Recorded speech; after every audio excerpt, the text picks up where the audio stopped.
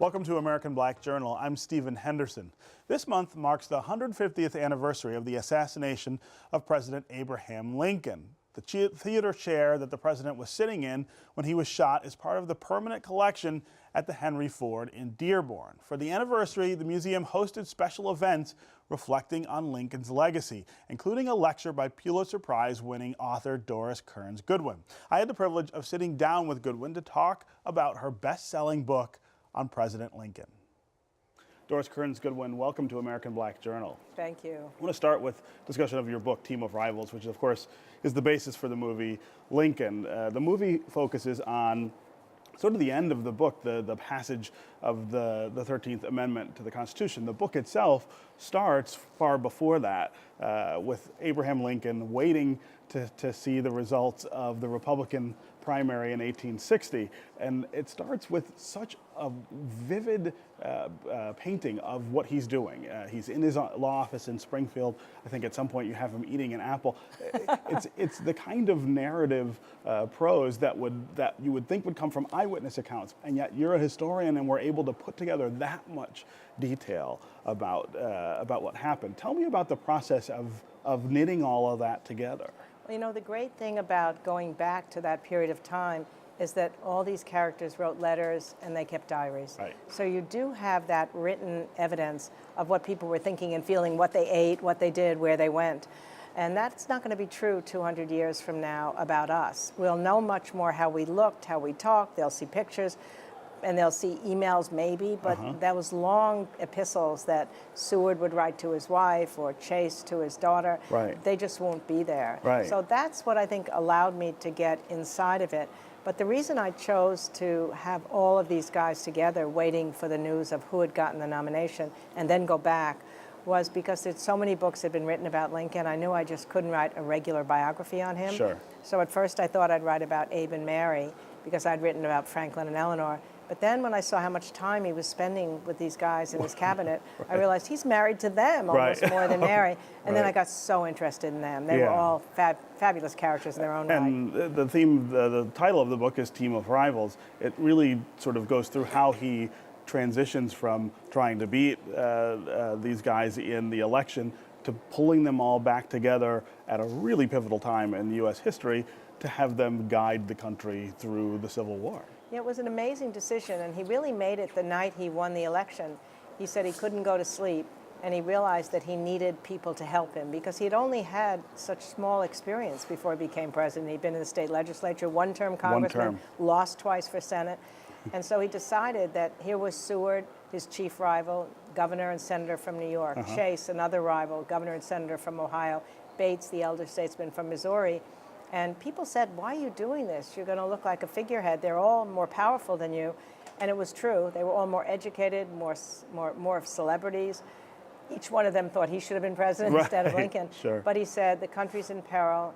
These are the strongest and most able men in the country. I need them by my side. So it was a great decision, his very first decision that he made as president, to surround himself with powerful people. Right. And of course, his presidency is baptized in cannon fire, immediately plunged into the Civil War, and a series of very tough decisions about how to guide the country through that, but also how to end slavery, which becomes, of course, the central theme of his presidency.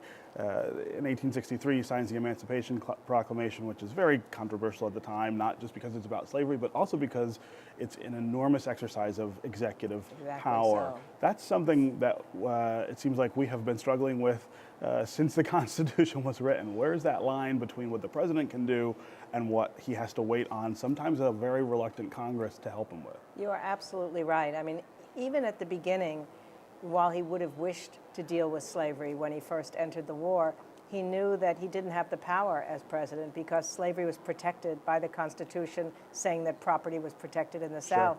So he's just at the beginning went for keeping the Union together. That was his message in the inauguration. It's what he did the first couple of years, even though people were saying you have to do something about slavery.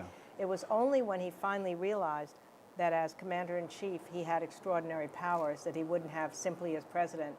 And the African Americans were being used by the Confederates in building trenches, in cooking, in helping the cause, So he knew that he could argue that war necessity allowed him to take this huge step Right. of an executive order for an Emancipation Proclamation. But it was what he would have liked to have done even earlier had he come to a position in the war where he knew it could be legitimized. Right. In the book and in the movie, there's such a warm, personal portrait of this president, and I thought you did such a wonderful job of showing how these decisions sort of visited on him personally. They were not easy, and he sat with them a long time and often went back to them and thought, boy, was that the right thing to do? That, again, is something that I think we see all the time with presidents. Yeah, I know sometimes when you know that it all turned out all right, you know, that the Union won Yeah. and slavery was ended and the war was a victorious one, you forget that he often said that if he'd ever imagined the tension he would live under from the time he won the election until they made the decision to rearm Fort Sumter or send the food down, Right. he wouldn't have thought he could have lived through it. That looking back on it later, it was awful. And I think that's what makes him so accessible to us, is that he was vulnerable. He did have his sadnesses. Yeah. He had his great sense of humor. I mean, when I was working on the movie with Tony Kushner, what mattered to me more even than whatever story they chose to illustrate him was what kind of character is he going to come across as. And I thought Daniel Day-Lewis just perfectly portrayed the Lincoln that I knew, even to the point of walking like Lincoln walked, like a laborer coming home at the end of a hard day, and telling those funny stories. Yes. I kept teasing them, you have to put humor in, because that was a big part of the way he whistled off sadness, as Right. he said, through his funny stories. Yeah. And they did it. And when I first saw the clip of the movie, actually the first group cut of it at Steven Spielberg's house, I came away thinking I wasn't even watching a movie. I was watching Lincoln. You were watching walking him and on talking. screen, It was so right. exciting. Wow. This year, 150th anniversary of the end of the Civil War, also of President Lincoln's assassination. What are the things that modern leaders might look back at to sort of borrow from Lincoln? Well, you know, I think when you think of the dysfunction of the Congress now and that neither side can even talk to one another, the reason the 13th Amendment was an important story to tell in the movie, as well as a shorter story in my book, was the fact that Lincoln was able to get people for a good cause by all sorts of means. I mean, nowadays they might be transparent. You know, I'll Right. give you this if you'll come with me on this. Right. I'll bargain this if you come with me. And he did it. He did all the things as a politician necessary through persuasion and through hard bargaining to get the right votes to pass that 13th Amendment. Right, So. right. I want to transition just a little. I know you also know quite a bit about Lyndon Johnson.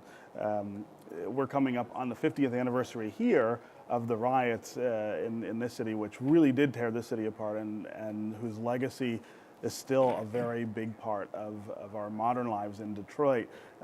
Lyndon Johnson had to respond to that by sending the National Guard, but I also know that it happened at a time in his presidency when he was struggling with his own legacy in terms of civil rights and what effect that would have on his domestic programs and things like that.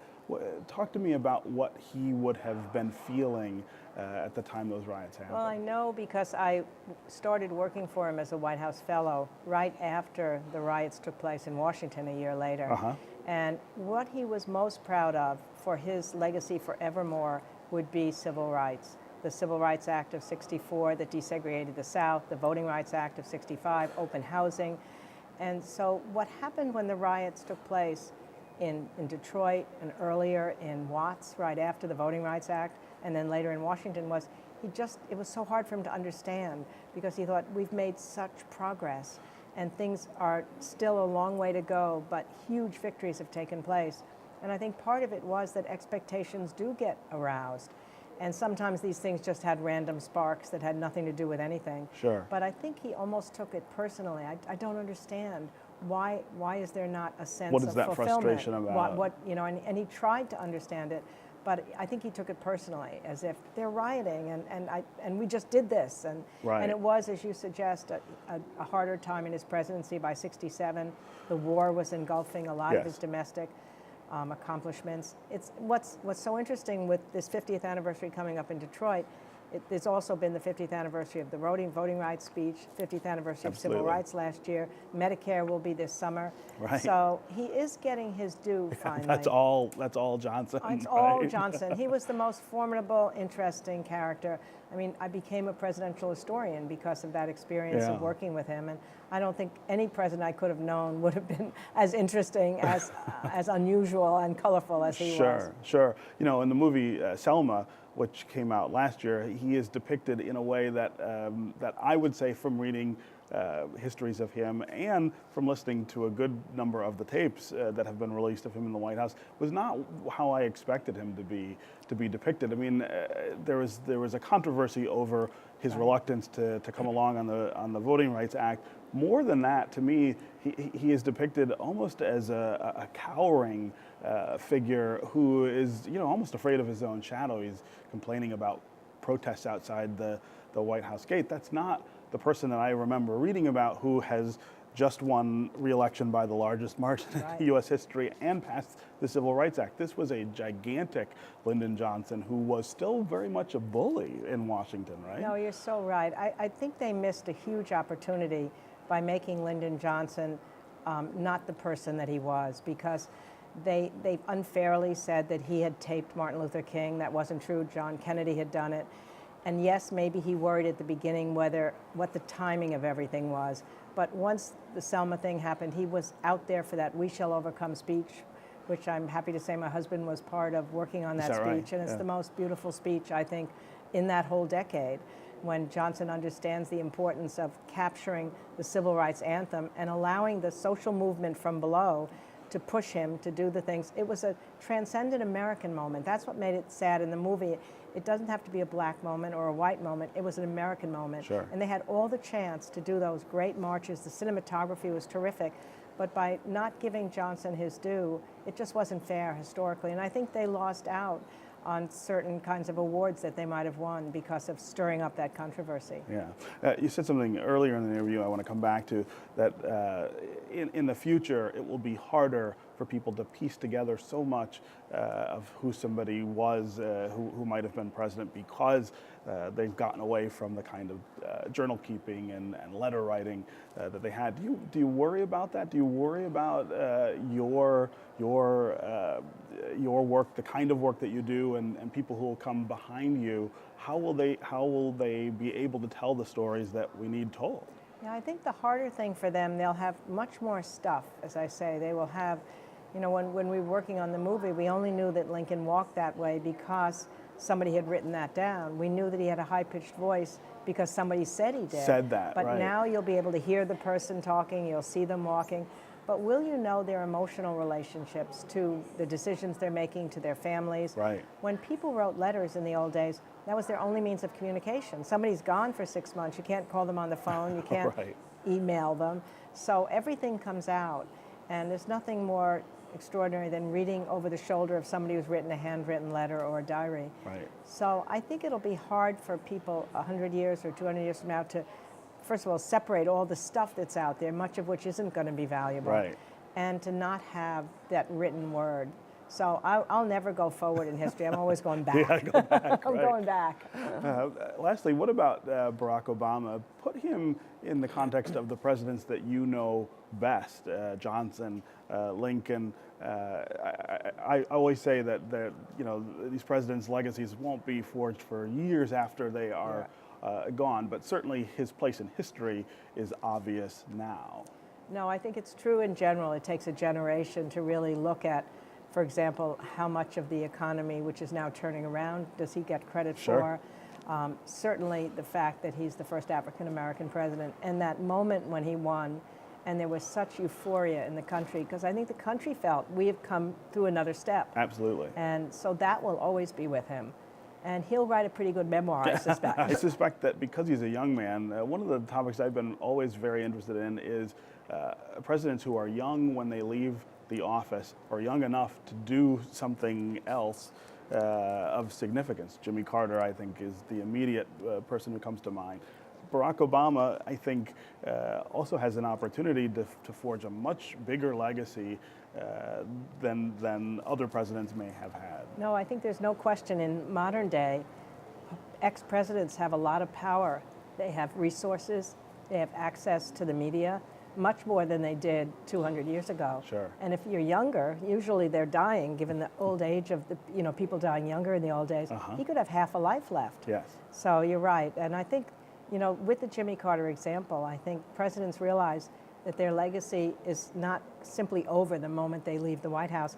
And all of them that are in there are thinking about, how do I stack up against Washington, Lincoln? Right. It's inevitable. It's your Right. last competition, right? Sure. So hopefully that leads them to want to use that platform to make a difference in people's lives and to do good things. And I hope he will. What about Hillary Clinton?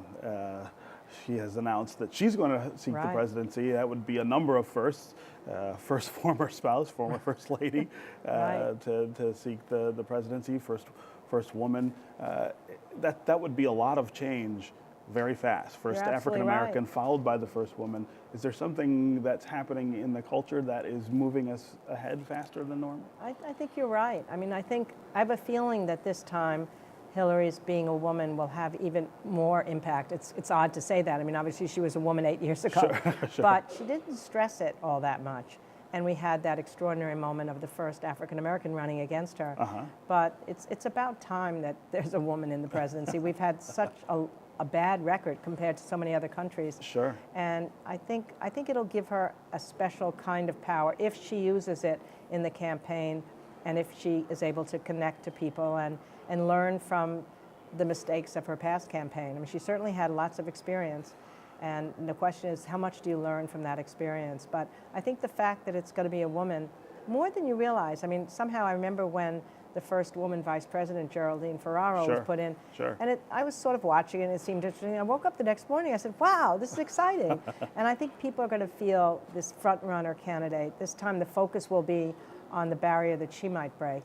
And whether that's enough to change the politics of the country, I don't know. But it'll be interesting to see. You're right. And if that follows the first African American, then we can have the first Jewish president and the first Hispanic president. And it's all open ground. Right. I mean, it seems like that's those are barriers that stood for so long and seemed to be insurmountable. I can remember writing a column in 2007 about how the Democrats almost had no chance to win the presidency in 2008 because their two choices seemed to be a black man and a white woman. So much for your predictions. That's right. The country just was not ready for that. And to imagine that, it was ready, obviously, for Barack Obama, and it may be ready for Hillary Clinton. Social change is happening so quickly now. I mean, when you think about the gay movement and how far that has come.